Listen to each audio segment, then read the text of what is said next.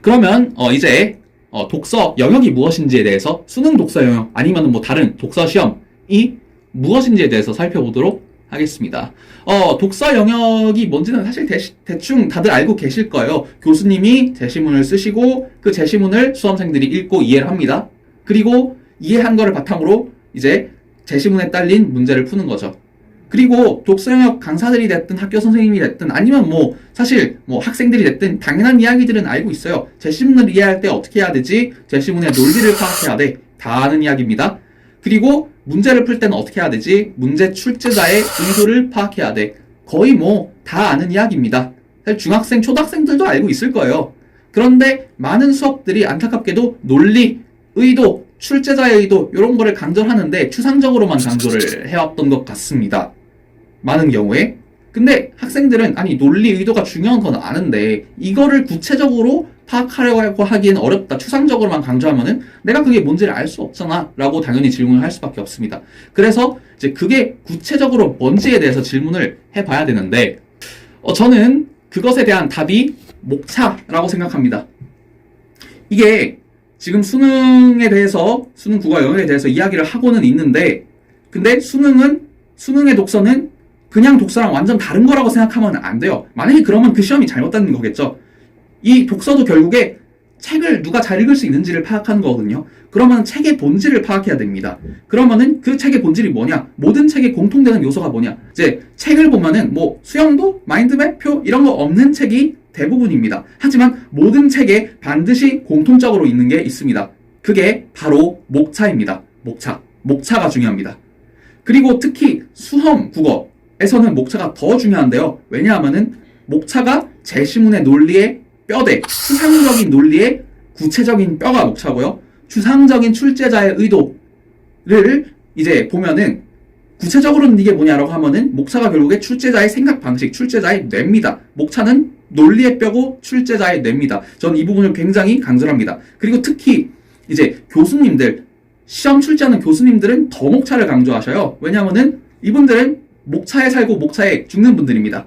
논문을 써도 앞에 목차가 있죠. 테이블 오브 컨텐츠가 다 있어가지고 그래서 논문이 이렇게 논리적으로 전개된다 소개를 하고 그러고 경제학 원론이 됐든 정치학 원론이 됐든 아니면 민법 파악이 됐든 교과서를 교수님들이 쓰시잖아요. 다 목차를 염두를 해두시고 체계적으로 쓰십니다. 심지어 수업 PPT만 해도 목차를 다 짜고서 거기에 이제 살을 붙여가지고 만드는 거죠. 이 교수님들은 목차를 너무 강조하시는 분들이기 때문에 교수님들이 쓰시는 글에 목차가 안 중요할 수가 없습니다. 그런데 안타깝게도 목차가 이렇게 중요함에도 불구하고 지금까지 국어 시장에서 좀 너무나도 적은 주목을 받아온 게 아닌가 하고 생각을 하고 있습니다. 특히 수험 독서에서 목차가 중요한 이유가 제가 있다고 계속 반복을 드리는데 이렇게 생각을 해봅시다. 교수님들이 이제 수능을 출제하러 이제 합숙에 들어갑니다. 그런 이야기 듣잖아요. 교수님들이 이제 쥐도새도 모르게 끌려와가지고 한 달 동안 감금돼서 수능 문제를 내더라. 그렇죠. 그래서 교수님들이 수능을 출제하러 들어가고 어떤 교수님들은 국어의 독서 영역을 출제하러 들어가시겠죠. 그런데 교수님들도 사람입니다. 그래서 본인이 잘 아는 거를 제시문으로 출제할 수밖에 없습니다. 그러니까 교수님도 결국에 자기가 쓰신 교과서, 자기가 쓰신 논문과 관련된 내용으로 출제를 할 수밖에 없습니다. 그리고 그렇게 하는 게 맞죠. 근데 그렇게 하다 보면 무슨 일이 생기느냐? 결국에 독서 제시문 하나가 논문이나 교과서의 챕터 하나 한 30페이지 분량 정도 되는데 이 30페이지 분량을 2000자 내외의 제시문으로 꾸겨서 압축한 게 됩니다. 결국에 이 30페이지의 글의 뼈대만 남을 수밖에 없겠죠. 그게 바로 글의 뼈대이자 목차입니다. 그래서 목차 독해를 제가 굉장히 강조를 드리는 겁니다. 그리고 되게 안타까운 게 과도하게 수험서에 의존하는 게 해가 되는 이유가 여기 있습니다. 학생들이 교과서를 보고 줄글을 보고 그러고서 글의 뼈대가 이거구나, 글의 목차가 이거구나 파악하는 연습을 해야지 그래야지 실전에 가서 국어 독서 문제를 풀어먹는데 그런데 수험서로 공부하면 그런 기회를 얻을 수가 없어요. 사실 수험서가 뭐냐? 다시 생각해 보시면은 수험서라는 거는 이제 교과서 줄글이 있죠. 교과서를 참조하지 않는 수험서는 없습니다. 그런데 무엇을 해주냐면 이 줄글로 된 교과서를 다 목차로 학생들에게 만들어줘서 떠먹이는 게 수험서의 본질입니다. 그러니까 사실 수험서를 너무 많이 보면은 목차 독해를 할 기회가 당연히 박탈되는 거죠. 그리고 제시문의 목차를 알아야지만 독해가 가능하고 문제풀이가 가능합니다. 제시문이 막 문장 하나하나가 파편에 대해서 이해를 하면은, 그러면은 사실 문제를 풀 수가 없어요. 이 문장이 글 전체의 목차, 글 전체 구조에서 어떤 위치를 차지하고 있고 어떤 역할을 하는지 알면은 사실 독서 영역은 백전백승입니다. 반대로 이걸 못하면은 백전백패일 수밖에 없습니다. 그렇게 시험이 만들어져 있습니다. 근데 이게 생각보다 어려운 일입니다. 이게 목차 독해 같은 것을 독해를 태생적으로 잘하는 친구들이 없지는 않는데 대부분 훈련이 필요해요. 그리고 과도하게 수험서에 의존하는 학생들이면 뭐 더 그렇겠죠. 이제 우리 학생들이 이 독해를 제대로 하냐, 제대로 하지 못하느냐 확인하는 굉장히 간단한 방법이 있습니다. 먼저 학생들이 학교에서 공부하는 교과서를 한번 보세요. 그러면은 사실 필기가 난장판이거나 밑줄을 아무데나 막 쫙쫙, 이게 뭐지? 이거 밑줄을 치는 건지 색칠 공부를 하는 건지 모르겠는 그런 교과서가 있거나, 아니면은 굉장히 미적으로 예쁘게 되어 있는데 색깔도 너무 형형색색 예쁜데 근데 생각해보니까 이게 핵심 파악하는 데 도움이 되나? 이거 그냥 미술작품이 아니야? 라고 하는 그런 교과서를 가지고 있는 학생들이, 그렇게 교과서를 정리하는 학생들이 있습니다. 이게 사실 목차를 파악하지 못해서 생기는 일이거든요. 사실 교과서에 밑줄 치는 거, 필기 잘하는 거는 결국 핵심만 골라서 최대한 조금 밑줄 치는 게 바람직한 거거든요. 그래? 아니면은 뭐 사실 밑줄을 치는 게 무슨 의미가 있겠습니까? 모든 글에 밑줄을 쫙쫙 쳐놓으면은. 또 아니면 다른 방법으로 확인하고 싶다 하면은 집에 다들 책들이 있을 것이고, 그리고 책 중에서 조금 난이도 있는 책을 하나 골라보세요. 그리고서 몇 페이지를 그냥 아무데나 펴고서 학생들이 읽게 하고서 요약을 한번 해보게 하세요. 한번 읽게 만들고 요약을 하게 해보는데, 근데 대신 다 읽고 나서 책을 한번 덮고서 요약을 해보도록 하세요. 이게 생각보다 쉽지가 않습니다. 왜냐하면은 목차를 파악하면은 핵심이 추려져가지고 덮고도 얘기를 할 수가 있는데, 목차를 파악하지 않으면은 문장이 다 따로따로 놓는데 그걸 다 외울 수가 없지 않겠습니까? 그래서 이게 교과서가 난장판인 거, 아니면은 글 내용을 읽고도 요약을 못하는 거, 이게 다 목차를 파악하지 못해서 생기는 일이고, 이게 생각보다 어려운 문제입니다. 목차를 파악해서 독해를 한다는 것이. 그러면 이제 목차를 잘 파악하는 학생들은 글을 어떻게 읽는가? 밑줄을 잘 쳐야 됩니다. 물론 수험생 중에서 밑줄을 안 치는 수험생들은 없어요. 뭐 특히 독서 영역에서 학생들이 제시문에 자기 나름대로 밑줄을 친다고 밑줄을 칩니다. 그리고 뭐 강사들이 자기 나름대로 어떻게 밑줄을 쳐야 되는지 알려주기도 합니다. 그런데도 실제로 학생들이 문제 푸는 걸 다 보거든요. 근데 밑줄 치는 게 난장판인 경우가 굉장히 많습니다. 이거는 본질적으로 학생들이 무엇을 목표로 밑줄을 치는지 모르기 때문입니다. 결국에 제가 굉장히 수업에서 많이 강조하는 건데, 밑줄이 뭐냐? 밑줄을 뭐 때문에 치냐? 밑줄은 목차의 분신이다. 밑줄은 목차의 그림자다. 이런 것을 굉장히 강조를 합니다. 그리고 이 사실을 체화하고 이해만 하는 게 아니라 체화해서 자동으로 나올 때까지 연습을 하는 게 굉장히 중요합니다. 그리고 제가 결국 학생들에게 궁극적으로 가르치고자 하는 게 이것이고요. 근데 이제 제가 말씀을 드렸지만 밑줄은 절제될수록 좋아요. 왜냐하면 목차가 핵심인데 핵심이 많아지면은 핵심이 아니지 않습니까? 그리고 결국에 목차에 대응해서 목차의 그림자처럼 밑줄을 치는 게 굉장히 중요합니다. 저는 이런 밑줄치기를 이제 제시문에 고속도로를 뚫는 일이다 라고 이해를 하고 이렇게 설명을 드리고 있습니다. 백문이 불여일견이라고 직접 해보는 게 좋겠죠.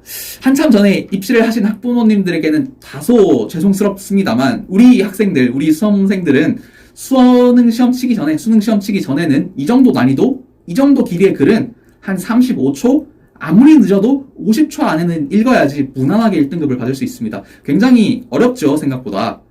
그런데 이제 학부모님들은 시험을 직접 치르는 입장은 아니니까 학생들이 어떤 걸 하는지 한번 보는 게 나쁘지는 않을 겁니다. 그래서 한 1분 동안만 이 글을 읽어보도록 하겠습니다. 그리고 혹시 덤으로 글을 잘 읽으셔서 여유가 있으면은 마지막에 4 곱하기 12는 48이다 이런 소리가 나오는데 이게 무슨 소린가도 한번 같이 생각을 해보도록 합시다. 이제 제시문에 대응하는 목차를 제시문과 함께 보여드리도록 하겠습니다. 혹시 이 글을 다 읽지 못하시는 분들은 제가 말하는 동안 목차랑 함께 제시문을 비교하면서 읽으시면 이해가 훨씬 더 수월하실 겁니다. 직업적으로 글을 자주 접하시는 분들이나 아니면은 평소에 책 읽는 것을 좋아하시는 분들은 어렵지 않게 읽으셨을 수도 있습니다만, 또 적지 않으신 분들이 제시문이 만만치 않다고 생각을 하셨을 겁니다. 또 평소에 글을 많이 읽으시더라도 음악이라는 주제가 좀 생소하다 하면 어려우셨을 수가 있습니다.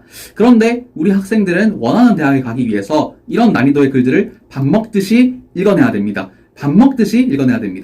그래서 참 저도 우리나라 수험생들이 대단하다고 생각을 합니다. 또 다른 과목도 있는데 많이 이런 것까지 같이 해야 되니까 굉장히 대단한 것이라고 저도 생각을 합니다.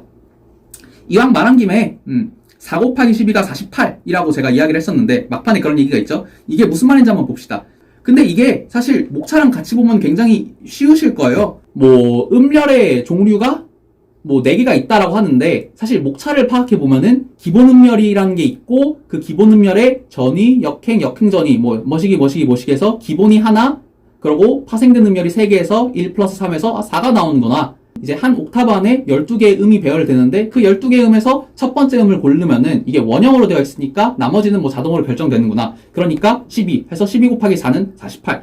이게 실제로 킬러 문항이라고 하는 게 이렇게 만들어지는 겁니다. 그래서 12 곱하기 4는 48이 무엇이냐 해서 12는 뭐고 4는 뭐다. 이런 식으로 1, 2, 3, 4, 5번 만들어서 옳은 것은 고르는 거거든요. 그런데 사실 보면은 아시겠지만 이 목차를 보고 문제를 풀면은 그러면은 사실 어렵지가 않습니다. 저도 문제풀이 기법을 당연히 열심히 가르치긴 하는데 제시문을 목차 독해를 통해서 이해를 시키는 것을 훨씬 더 강조하는 이유가 바로 여기 있습니다.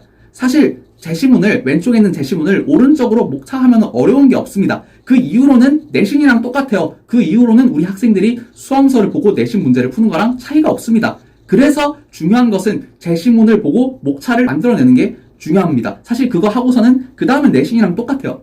어쨌든 선생님 나름대로 수영도든 그림을 그리든 어쨌든 문제를 풀어주는데 그리고 이런 수험서를 가지고서 문제를 푸는 느낌이니까 수험서를 주고서 문제를 풀면은 당장 기분은 좋죠. 그리고 내가 국어 문제가 풀리는구나 라는 착각을 합니다. 그런데 실전에 가서 깨집니다. 실전에서는 예시문만 나오지 오른쪽에 누가 제시문에 대한 목차를 절대 같이 짜주지 않기 때문입니다. 결국에 실전에 가서는 목차와 대응이 되게 제시문에 밑줄을 쳐내는 능력이 굉장히 중요합니다. 핵심의 밑줄을 치고 어디서 끊어 읽어야 되는지 가르치는 것이 이제 제가 가르치는 겁니다. 그리고 이건 저도 몇 개월 단위로 학생들에게 가르치고 훈련을 시키는 것이라서 여기서 어떻게 이렇게 해야 되는지 어떻게 밑줄을 읽고 해야 되는지 다 가르칠 수는 없겠죠. 그거는 이제 학생들이랑 저랑 이제 소통을 할 부분이고 그런데 다만 소위 고수학생들이 시험을 치고 나면은 목차와 대응되게 밑줄을 쳤다라는 것을 제가 시험지를 받아보면은 알 수가 있습니다. 대충 이런 식입니다. 지금 왼쪽에 뭐 목차가 1번, 2번, 3번 이렇게 나눠져 있는데 이게 굵은 짝대기 3개짜리 짝대기로 1번, 그리고 여기 앞에 1번, 여기 2번, 3번 이렇게 나뉘고, 그 다음에 반괄호에 맞춰서는 이제 그 짝대기 2개짜리 짝대기로 나눠져 있고, 그리고 이 쌍괄호는 이제 짝대기 하나, 제일 하부 목차는 짝대기 하나로 나눠 있고, 이렇게 딱딱딱 어디서 어떻게 끊어 읽어야지 이해를 해야지 그래야지 글을 목차로 읽을 수 있습니다. 이거 못하면 안 되거든요. 그리고 또 밑줄 치는 것도 막 치면 안 돼요. 이 목차랑 대응되게 밑줄을 쫙쫙 쳐야지 밑줄을 쫙쫙 치지 말고 목차랑 대응되게 밑줄을 이제 핵심인 부분에만 골라서 쳐줘야지 그래야지 사실 밑줄 치는 거 끊어 읽는 게 목차랑 딱 대응이 되는 거죠.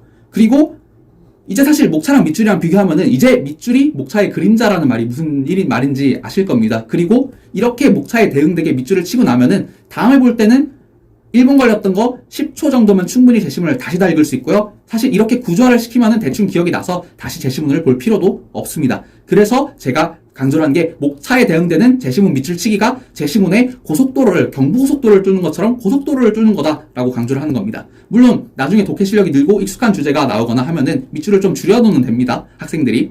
근데 내가 독서를 이제 제대로 시작해보겠다. 아니면은 내가 독서 실력이 약간 걱정이 된다 하면은 여기서부터 시작을 하셔야 됩니다. 그리고 여기서부터 차근차근 하면은 확실히 늡니다. 제가 그것은 이제 보장해 드릴 수가 있는데 늘 수밖에 없게 되어 있습니다. 독해의 본질이 여기 있습니다. 독해의 본질이 목차에 있기 때문입니다. 그러니까 본질부터 시작하면은 당연히 잘할 수밖에 없었겠죠.